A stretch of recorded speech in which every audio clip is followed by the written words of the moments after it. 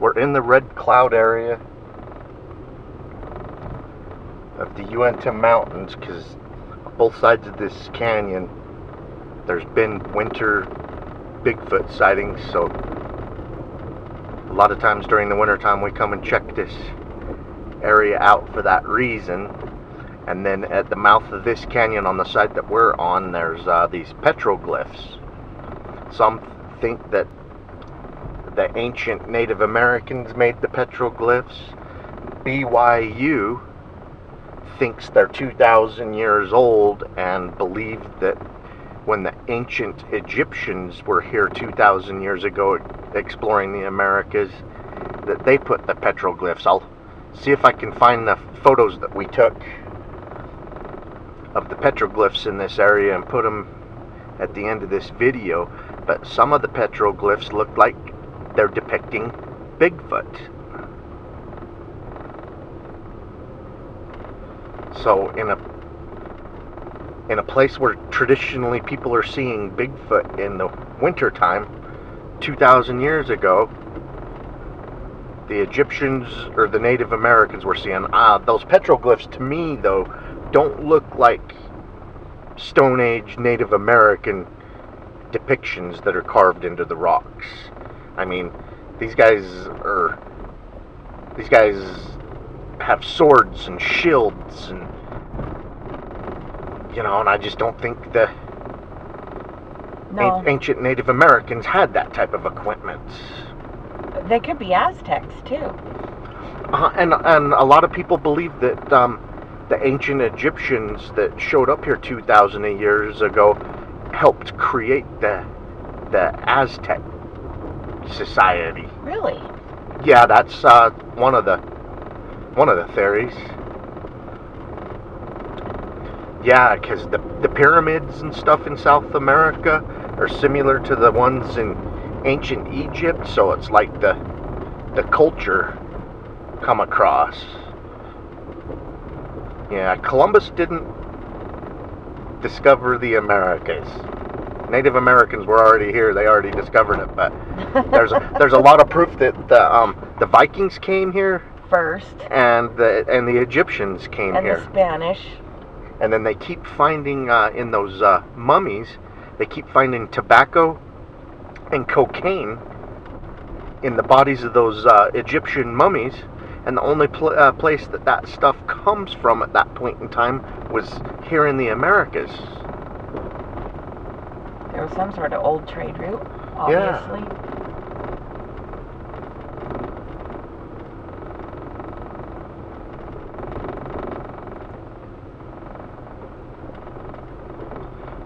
So when BYU saying that these are probably from the ancient Egyptians that come up the Colorado River and the Green River and into these areas, they could be right.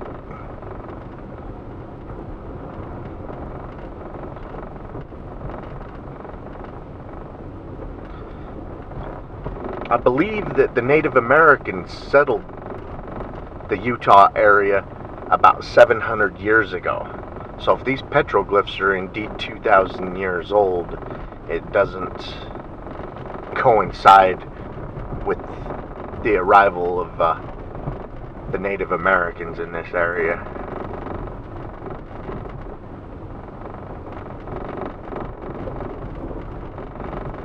Looking at those petroglyphs, there's several of them that look like they're depicting the Bigfoot. So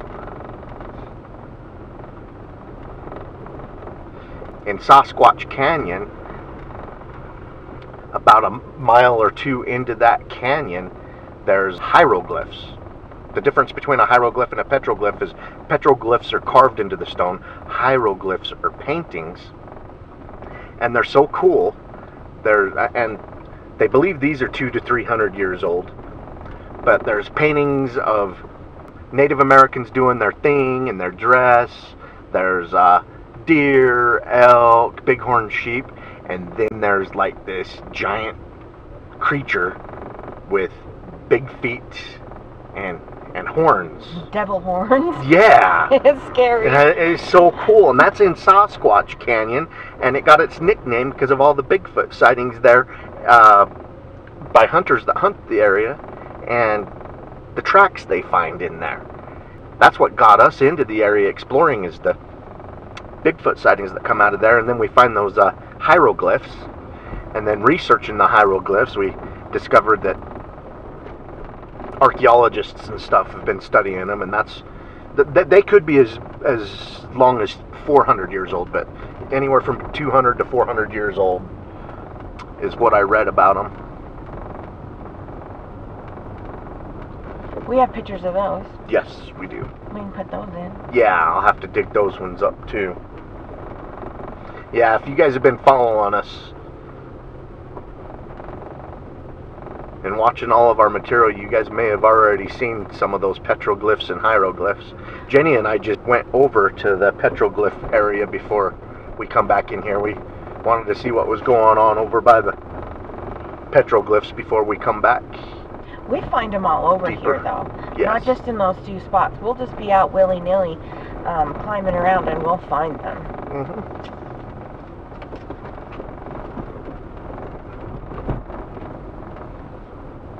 You always think, oh, nobody's ever been here before.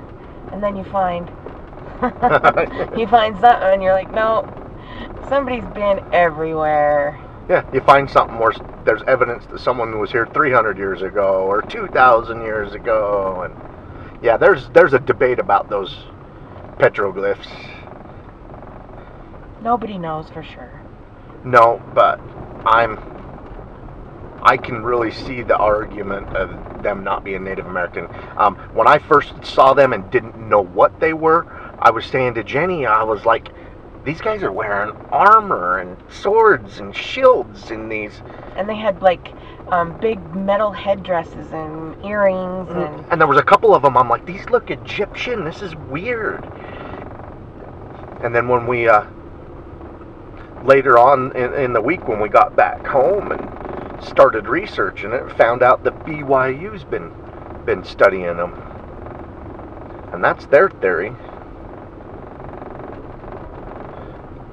And then you got the archaeologists that think that they're the Native Americans, but it just doesn't fit with Stone Age tools, equipment, and and everybody that's lived in America their whole lives, knows what the Indians were wearing and using and stuff, and it's not what's in these petroglyphs. I don't think they had metalwork at that time. No.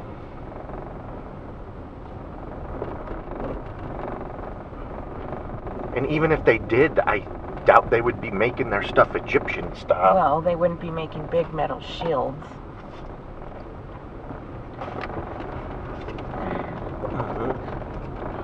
Oh.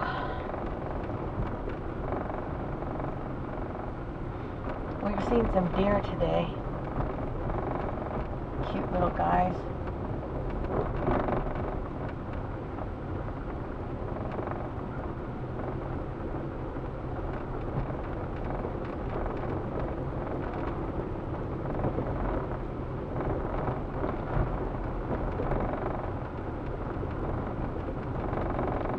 Yeah, they were on a little farm at the beginning of this canyon, eating the farmer's hay. Sneaking it through the fence, eating what had spilled out. Yeah, we camp back here. We've done night expeditions back here, a lot of day expeditions.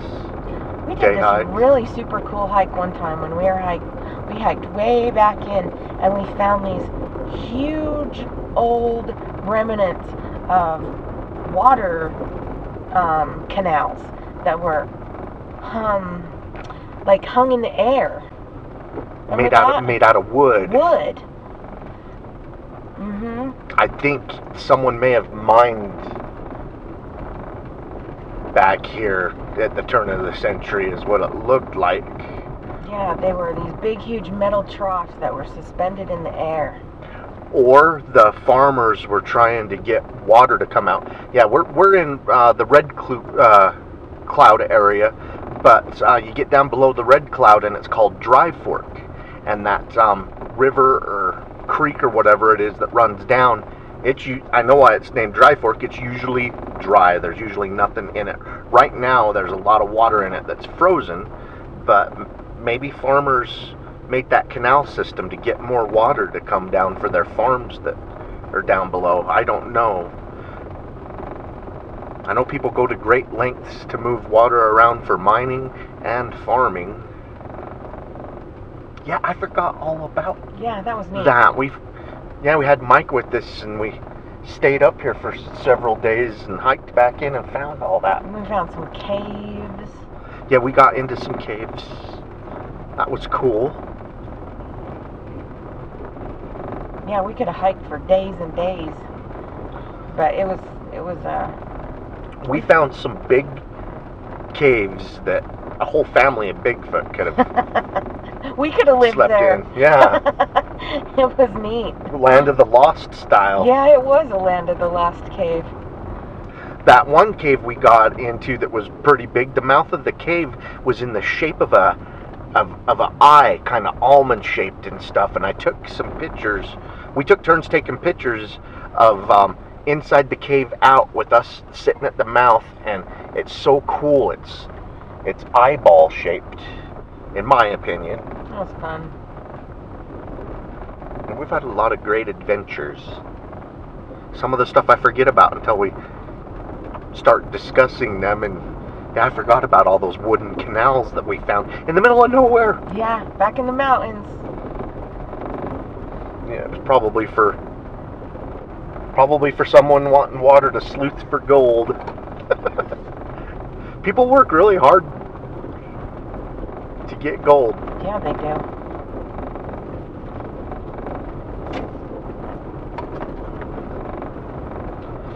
Yeah, we're always finding old abandoned gold mines and stuff back in these areas. It just seems too much work for me. If it's laying there, I'll pick it up, but I ain't gonna look for it. Yeah, it's all the digging and and panning and stuff. Some people just love it. Yeah, that's true. We got a lot of friends that love it. Yeah, lots of friends that are totally into that. Yeah, some of the people that we go Bigfooting with, they bring their pans and their hammers, their mineral hammers or whatever you call them, and they're always busting rocks open and panning here and panning there. Yeah. And like, look what I found. It's got sparkles in it. Yeah, it's got sparkles. Well, if you don't look, you can't find, so. That's true. Wow. We've gotten further back in here than I thought. It makes sense. You come back here in the wintertime, and I know there's some snow and ice on the road, but, I mean, look on the right side. It's dry. Yeah. It just depends on what side of the hill the sun sits for most of the day. And then even on the left side where all the snow is, there isn't that much snow for the Uinta Mountains this time of year. This may be a wintering spot for a lot of animals, including Bigfoot, and that may be the reason why Bigfoot gets spotted here in the winter times. As a matter of fact, there was a Christmas Day Bigfoot sighting, daytime sighting. A whole family watched it cross the road in front of them. And then on the opposite side of this canyon, up above Flaming Gorge, where it comes out above Flaming Gorge, there's been a lot of truck drivers that have seen Bigfoot crossing the road right there. We're going to go there today, too. Yes. We're going to hit all the Bigfoot sighting spots. Yeah, we're doing a big, huge loop this weekend. Last night we were at Skinwalker Ranch, and we drove past Blind Frog Ranch, and we drove past Sasquatch Canyon. We kind of drove into Sasquatch Canyon a little ways. Yeah, we did. We went and checked it out in the night, just to see. And we did a lot of poking around at night. We drove as far as we could get our car in. And we didn't get to bed until like 1 in the morning last night either, so we totally took advantage. we wanted to poke around Skinwalker Canyon at night because of, you know, the orbs people see flying around and everything. So we probably spent over an hour driving around that ranch. We found some fracking roads near the ranch that we were driving around in, and it was kind of creepy, kind of cool. Actually saw a big hairy black dog that was walking towards us on the shoulder of the road right near Skinwalker Ranch. Yeah, it was huge. It scared the hell out of me because I thought it might be a bear until its tail stuck out. Yeah, he was huge. If you guys know what those Pyrenees are, those giant sheepdogs, they're usually like blonde whites, but this had the body style of one of those, but it was black. And I stopped to check it out, and Jenny's like, keep going. Don't stop! You know, I mean, it is kind of unnerving, you know, Skinwalker Ranch, and here's a canine. It's a big, huge black animal trotting towards the car, and Kelly slows down, and I'm freaking out thinking he's going to roll the window down. Like, keep going! Well, I don't know if it's a Skinwalker unless I say hi, you know. Well, I wasn't quite sure it wasn't a bear. And those things will just come up and pounce on your car. I'll let these guys pass.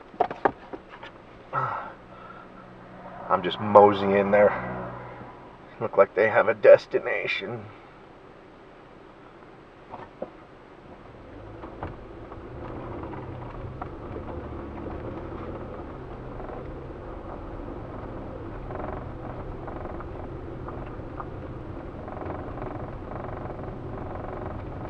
Wow, what a nice day. Yeah, it is nice. What a nice day for wintertime. It's actually warmer than the forecast said it was going to be. It was super cold last night, though. Didn't it get down to 17 degrees? It got down to 10 degrees last 10, night. Excuse me. And right now it is 40 degrees. And the forecast, when I was looking at the forecast yesterday for this area, I always do that when we go into an area, so there's hopefully no surprises. It was only supposed to get to 32 today. So it's a very nice day.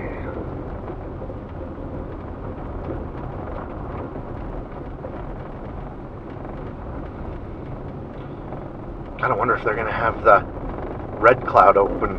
I don't think so. The gate. I think it's a seasonal. We talked to a fish and Flume. game. Yeah. Maybe that's what they were called. Those big. I heard that this gate opens and closes for conditions. It's closed.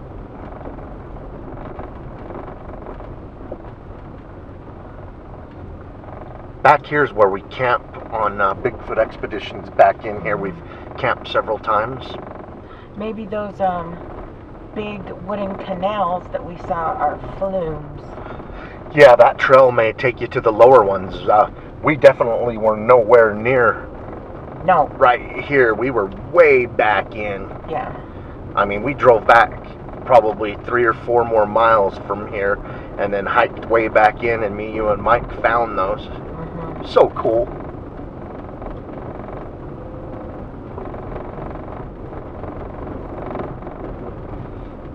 I hope you guys enjoy our form of a podcast.